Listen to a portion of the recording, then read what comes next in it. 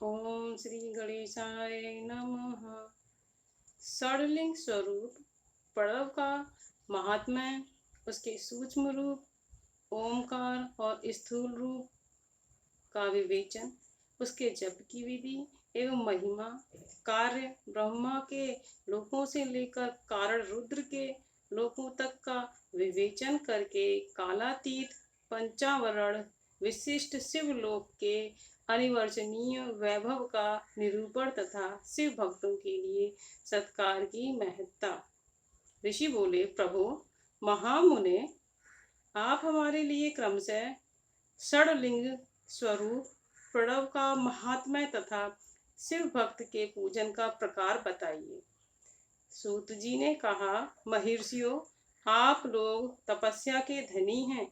आपने यह बड़ा सुंदर प्रश्न उपस्थित किया है, किंतु इसका ठीक ठीक उत्तर महादेव जी ही जानते हैं, दूसरा कोई नहीं।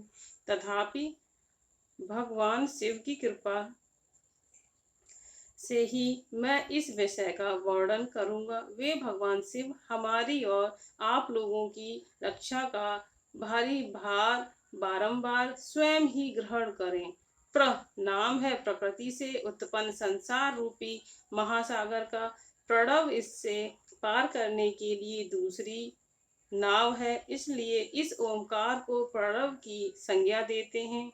ओमकार अपने जप करने वाले साधकों से कहता है, प्रपंच न नहीं है, वह तुम लोगों के लिए। अतः इस भाव को लेकर भी ज्ञानी पुरुष ओम को प्रणव नाम से जानते हैं। इसका दूसरा भाव यो है, प्रकृष्टे न यते वह युष्मान मोक्षम इति वा प्रणव, अर्थात यह तुम सब उपासकों को बलपूर्वक मोक्ष तक पहुंचा देगा। इस अभिप्राय से भी इसे ऋषि मुनि प्रणव कहते हैं। अपना जप करने वाले योगियों के तथा अपने मंत्र की पूजा करने वाले उपासक के समस्त कर्मों का नाश करके यह दिव्य नूतन ज्ञान देता है, इसलिए भी इसका नाम प्रणव है। उन माया रहित महेश्वर को ही नव अर्थात नूतन कहते हैं। वे परमात्मा प्रकट रूप से नव अर्थात शुद्ध स्वरूप हैं, इसलिए प्रणव कहलाते हैं। प्रणव साधकों को नव अर्थात नवीन स्वरूप का कर देता है, इसलिए भी विद्वान पुरुष इसे प्रणव के नाम से जानते हैं, अथवा प्रकट रूप से नव दिव्य परमात्म ज्ञान प्रकट करता है, इसलिए वह प्रणव है। प्रणव के दो भेद बताए गए हैं, स्थूल और सूक्ष्म। एक अक्षर रूप है जो ओम है, उसे सूक्ष्म प्रणव जानना चाहिए, और नमः शिवाय इस 5 अक्षर वाले मंत्र को स्थूल प्रणव समझना चाहिए। जिसमें 5 अक्षर व्यक्त नहीं है वह सूक्ष्म है, और जिसमें 5 अक्षर सुस्पष्ट रूप से व्यक्त है वह स्थूल है। जीवन मुक्त पुरुष के लिए सूक्ष्म प्रणव के जप का विधान है, वहीं उसके लिए समस्त साधनों का संसार है। यद्यपि जीवन मुक्ति के लिए किसी साधन की आवश्यकता नहीं है, क्योंकि वह सिद्ध रूप है, तथापि दूसरों की दृष्टि में जब तक उसका शरीर रहता है तब तक उसके द्वारा प्रणव जप की सहज साधना की जा सकती है। वह अपनी देह का विलय होने तक सूक्ष्म प्रणव मंत्र का जप और उसके अर्थभूत परमात्म तत्व का अनुसंधान करता रहता है। जब शरीर नष्ट हो जाता है तब वह पूर्ण ब्रह्म स्वरूप शिव को प्राप्त कर लेता है। यह सुनिश्चित बात है। जो अर्थ का अनुसंधान न करके केवल मंत्र का जप करता है उसे निश्चय ही योग की प्राप्ति होती है। जिसने 36 करोड़ मंत्र का जप कर लिया हो उसे अवश्य ही योग प्राप्त हो जाता है। सूक्ष्म प्रणव के भी ह्रस्व और दीर्घ के ढेर से 2 रूप जानने चाहिए, अकार उकार मकार, बिंद नाद शब्द काल और कला। इनके युक्त जो प्रणव है उसे दीर्घ प्रणव कहते हैं।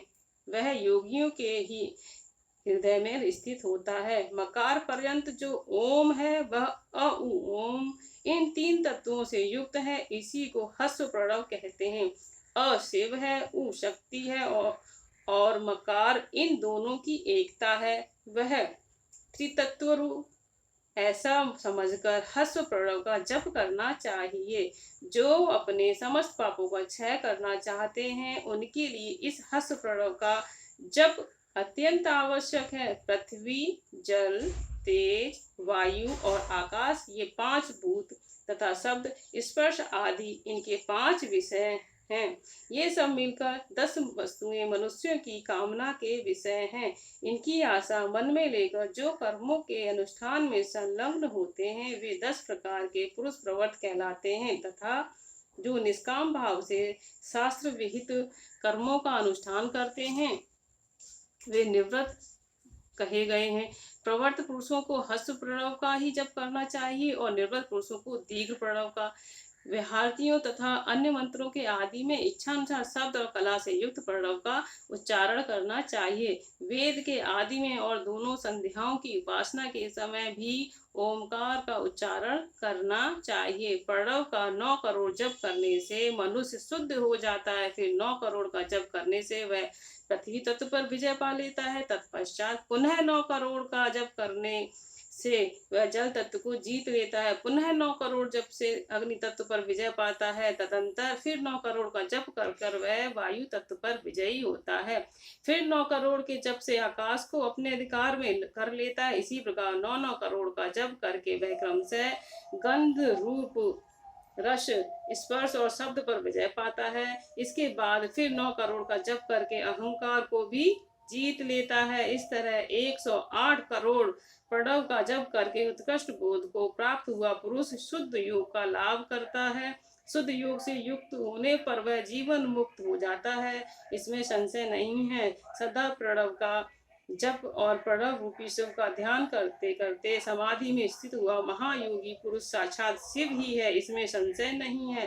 पहले अपने शरीर में प्रणव के ऋषि, छंद और देवता आदि का न्यास करके फिर जप आरंभ करना चाहिए। अकारादि मात्र का वर्णों से युक्त प्रणव का अपने अंगों में न्यास करके मनुष्य ऋषि हो जाता है। मंत्रों के 10 विधि संस्कार मात्र का न्यास तथा षड्व शोधन आदि के साथ संपूर्ण न्यास फल उसे प्राप्त हो जाता है।